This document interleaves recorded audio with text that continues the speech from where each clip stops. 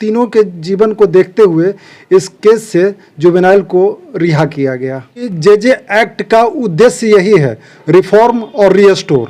अगर बच्चे में रिफॉर्म हो जाती है तो जेजे एक्ट का जो मूल उद्देश्य है वो पूरा हो जाता है।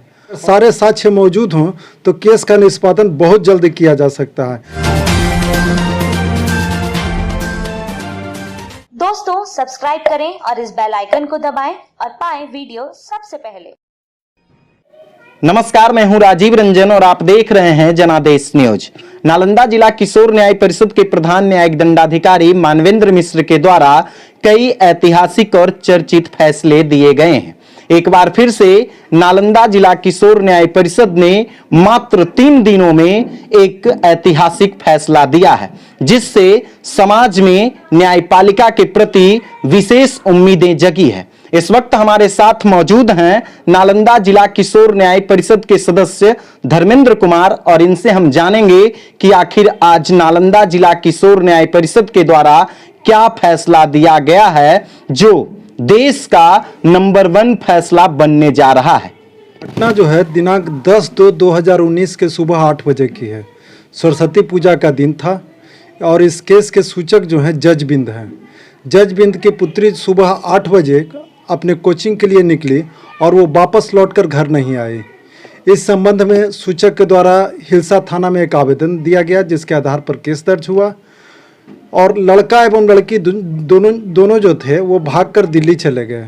दिल्ली जाके वहाँ शादी कर लिए और दाम्पत्य जीवन बिताने लगे। उस दाम्पत्य जीवन से बच्ची गर्भवती हो गई और एक बच्ची भी लड़की हुआ उनको, जो कि वर्तमान में 8 माह की है।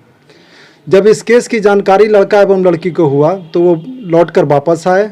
लड़की का 164 का बयान दर्ज किया गया और लड़का को प्लेस ऑफ सेफ्टी से पूरा भेज दिया गया।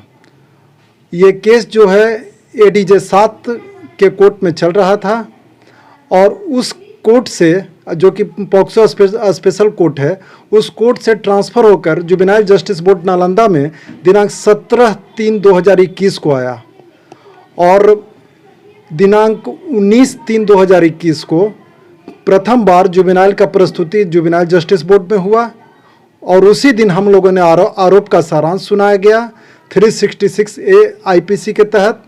और नेक्स्ट अगले दिन जो है 20/3/2021 को 4 गवाहों की गवाही हुई और उसके बाद आज दिनांक 22/3/2021 को उसके आधार पर लड़का को दोष मुक्त पाया गया और उन्हें इस केस से रिहा किया गया।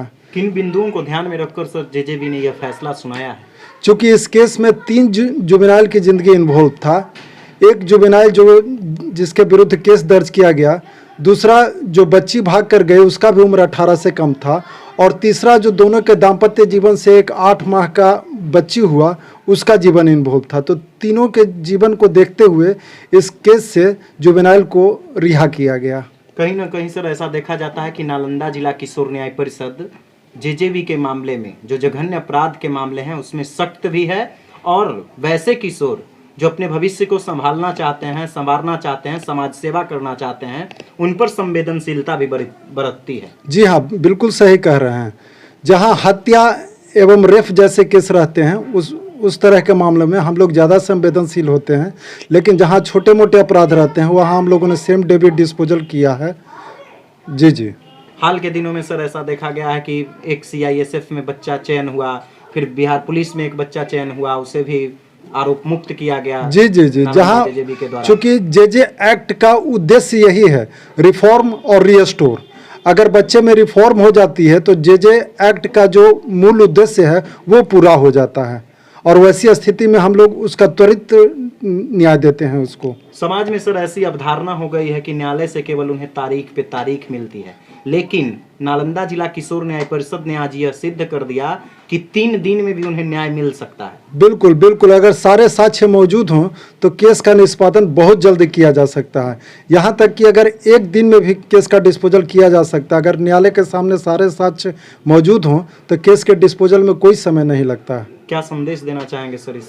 मैं ये संदेश देना चाहूँगा कि न्याय के प्रति लोग विश्वास रखें और जुवेनाइल जस्टिस बोर्ड शुरू से ही इस तरह का फैसला देते आया है जो समाज में एक हर तरह का मैसेज देता है कि लोग अच्छे कार्य करें और वो आगे की ओर बढ़ें। सर मात्र 3 दिन में 19, 20 और 22, क्योंकि 21 तारीख को संडे था, और मात्र 3 दिन में नालंदा जिला किशोर न्याय परिषद यह ऐतिहासिक और चर्चित फैसला सुनाया है जो देश के लिए एक नजीर बनेगा। तो 3 दिनों के इस ऐतिहासिक फैसले में कितने गवाहों का परीक्षण कराया गया, अभियोजन पक्ष से और बचाव पक्ष से? इसमें 2 गवाह अभियोजन पक्ष से हुआ तथा 2 गवाह बचाव पक्ष से हैं। कुल मिलाकर 4 गवाहों की गवाही हुई, जो कि 20/3/2021 को ही चारों गवाह का गवाही हुई। सर इस फैसले को किस रूप में आधार लिया जा सकता है? इस फैसले से समाज में एक मैसेज जाएगा कि न्याय जल्द से जल्द मिलता है और समाज में एक अच्छा मैसेज जाता है इससे। तो ये थे हमारे साथ नालंदा जिला किशोर न्याय परिषद के सदस्य धर्मेंद्र कुमार। इन्होंने आपको बताया कि नालंदा जिले के हिलसा थाना का मामला था, जहां से एक नाबालिग लड़की अपने प्रेमी के साथ भागकर सरस्वती पूजा के दिन दिल्ली चली गई थी और वहां वह दाम्पत्य जीवन में रह रही थी, पति पत्नी के रूप में रह रही थी। इसी दौरान जो नाबालिग लड़की थी वो गर्भवती हो गई, उसे एक बच्ची पैदा हुआ। उस पर एफआईआर दर्ज होता है, जो आरोपी किशोर था जिसके साथ वह दिल्ली गई थी। उसे जब मालूम होता है कि उन पर एफआईआर दर्ज हो गया है, उन पर मुकदमा हुआ है, तो वो दिल्ली से शहर आ गए, नालंदा आ गए। उसके बाद नालंदा जिला किशोर न्याय परिषद ने मात्र 3 दिनों में उन्हें फैसला सुनाया, और इस फैसले के बाद समाज में न्यायपालिका के प्रति, न्याय के प्रति विशेष उम्मीद लोगों को जगी कि मात्र 3 दिनों में भी न्याय उन्हें मिल सकता है, क्योंकि न्यायालय का चक्कर लोग न्याय के लिए ही लगाते हैं। अगर तथ्य मिल जाए तो मात्र 1 दिन में भी न्याय संभव है।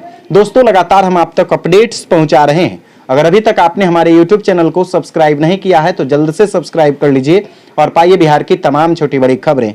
अगर वीडियो अच्छा लगता है तो दोस्तों के साथ शेयर कीजिए, कमेंट्स कीजिए और लाइक कीजिए। अगर वीडियो फेसबुक पेज के माध्यम से देख रहे हैं तो पेज को भी फॉलो कीजिए। धन्यवाद। दोस्तों सब्सक्राइब करें और इस बेल आइकन को दबाएं और पाएं वीडियो सबसे पहले।